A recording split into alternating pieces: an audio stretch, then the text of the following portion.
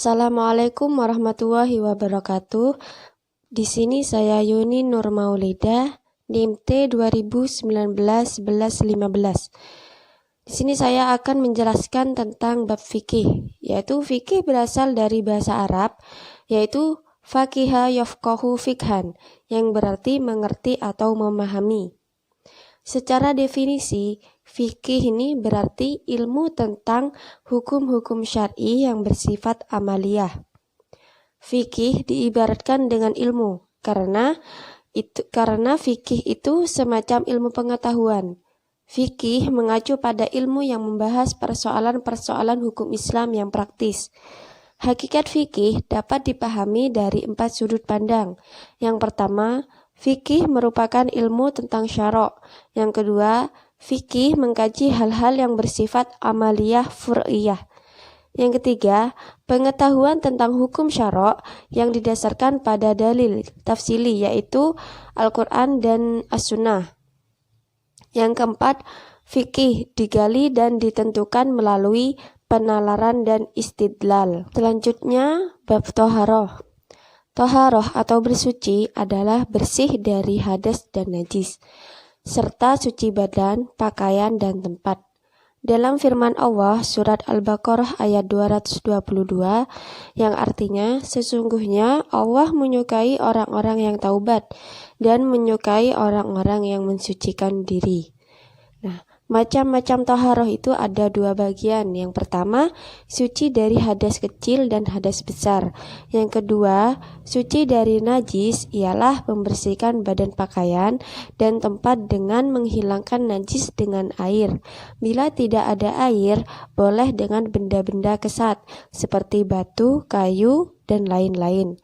Tata cara taharah yaitu yang pertama wudhu, yang kedua mandi, dimulai dengan membaca basmalah, dilanjutkan dengan membasuh seluruh anggota tubuh dengan air, serta menyabuninya hingga bersih, dan setelah selesai mengeringkannya dengan handuk kering.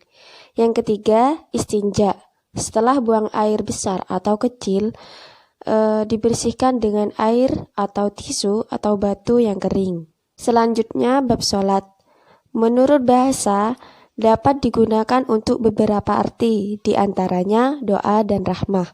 Menurut istilah adalah sesuatu yang terdiri dari perkataan dan perbuatan tertentu yang dimulai dengan takbir bagi Allah Subhanahu wa Ta'ala dan diakhiri dengan memberi salam. Nabi bersabda bahwa pangkal segala urusan adalah Islam. Tiangnya adalah sholat dan puncaknya adalah jihad.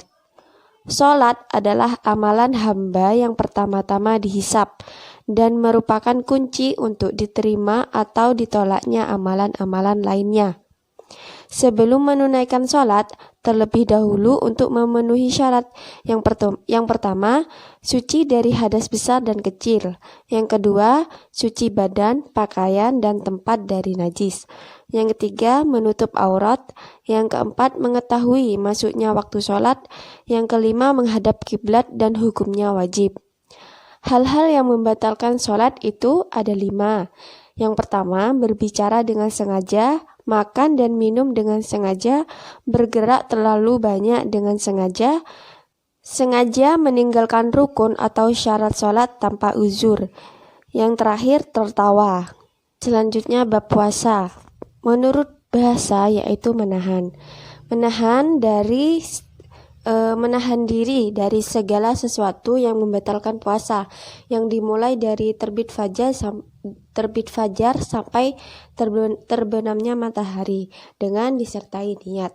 Nah, rukun puasa itu ada 2. Yang pertama, menahan diri dari segala yang membatalkan puasa semenjak terbitnya fajar sampai terbenamnya matahari. Yang kedua, niat, sebagaimana lazimnya niat ketika akan melaksanakan ibadah. Puasa ini hukumnya wajib atas semua orang muslim yang berakal, balik, sehat, dan menetap. Sedangkan untuk wanita, hendaklah suci dari haid dan nifas. Nah, puasa ini tidak wajib bagi orang gila, orang sakit, anak kecil, dan perempuan haid dan nifas dan musafir. Hal-hal yang membatalkan puasa, yang pertama yaitu makan, minum, muntah dengan sengaja. Yang kedua, bersetubuh di bulan suci Ramadan. Yang ketiga, nifas dan haid. Yang keempat, gila. Yang terakhir, keluar mani. Selanjutnya, zakat. Zakat menurut bahasa artinya tumbuh, bersih, atau menambahkan kebaikan.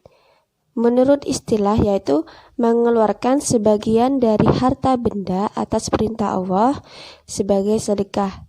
Zakat merupakan rukun Islam yang kelima. Harta yang wajib dizakat yaitu emas dan perak, binatang ternak, tanaman dan buah-buahan, zakat rikas, barang tambang.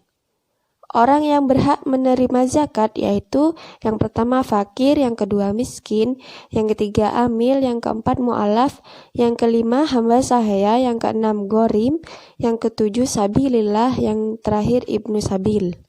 Yang terakhir yaitu bab haji. Makna haji ini berarti menyengaja sesuatu. Menurut istilah yaitu menyengaja mengunjungi Ka'bah dengan melakukan beberapa kegiatan ibadah dengan memenuhi rukun dan syaratnya. Nah, di dalam Al-Quran Allah menegaskan bahwa wajibnya melaksanakan haji dengan syarat bagi orang yang mampu, baik secara fisik, harta, maupun keamanan. Syarat-syarat sahnya haji yaitu yang pertama beragama Islam, yang kedua balik dan berakal. Adapun rukun haji ada 5, yaitu yang pertama ihram, yang kedua wukuf di Arafah, yang ketiga tawaf ifadah, yang keempat sa'i, yang kelima mencukur rambut kepala.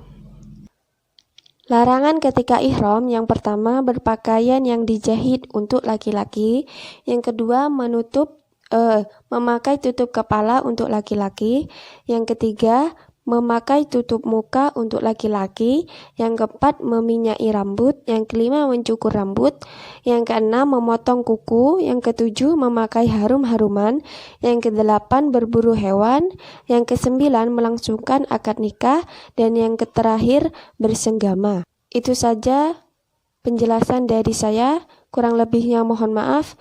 Wassalamualaikum warahmatullahi wabarakatuh.